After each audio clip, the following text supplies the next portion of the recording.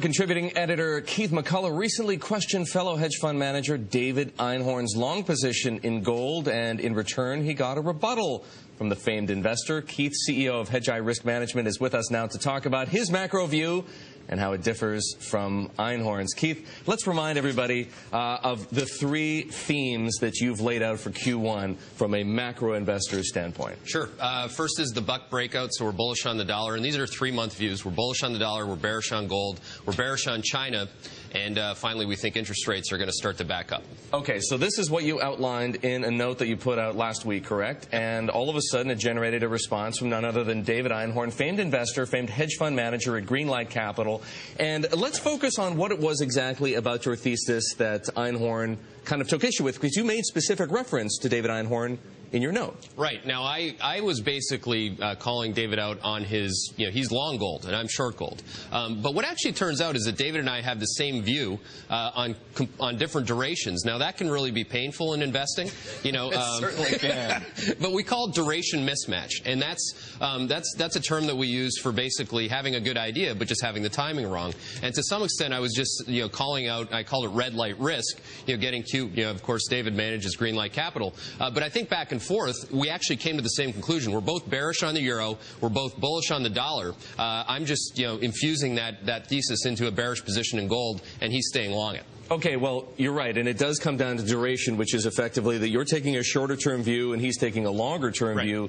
He says that he would rather not miss the next $500 move in gold, which he thinks is going to be up, as opposed to trying to call the next $80 move in gold, which is more or less, would you agree, effectively what you're trying to do? Yeah, and that's right. And I think that gold could go, my target for gold is to get under 1,000 again, and I would absolutely buy it back. And actually, Einhorn said, I bet you'd buy it back. And he's right. I would. But I'm not going to miss, $100 move in the price of gold. Do you similarly have a long-term view that you would share with Einhorn, which is that at a certain point, and it may not be in the very distant future, we're going to see gold go up by another $500? Well, that would have to definitely go back to a dark day for the dollar, and that day could easily come. All you have to do is watch any procession at the Senate or in Congress to figure that out. The balance sheet in this country is obviously a colossal disaster, so I do think that day can and will come if Obama and the administration doesn't fix it. Let's talk a bit more about that, because you've spoken very favorably in your notes about Paul Volcker.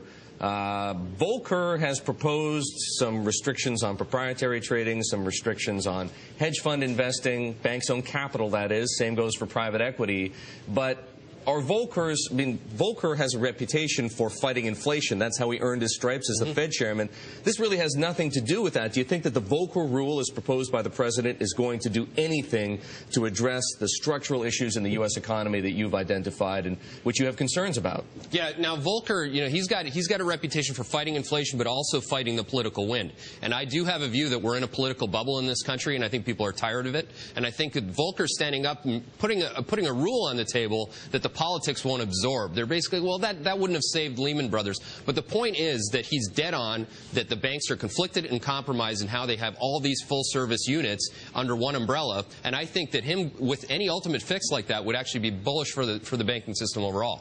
Keith, people might get a bit confused when they hear the criticisms that you level at the government, at the political system, and your bullish stance currently on the U.S. dollar. Do you find yourself in the same camp, I guess, as Einhorn, and also as George Soros, who told us in Davos last week that there is no acceptable alternative to the U.S. dollar right now? Just too many problems with the euro, just too many problems with the fiscal picture in the EU, and just not enough liquidity in some of those emerging market currencies, many of which he considers overvalued. Yeah, now that's a great point, Eric. The point of being bullish on the dollar, you always have to understand that it's a basket of other currencies. And the issues with sovereign CDS or sovereign debt in Europe, this is also a view that Einhorn and I both share. We're worried about Greece, we're worried about Portugal, all these different issues. You're seeing this morning, actually, in Spain. At the end of the day, if you're bearish on the euro, you're bullish on the dollar.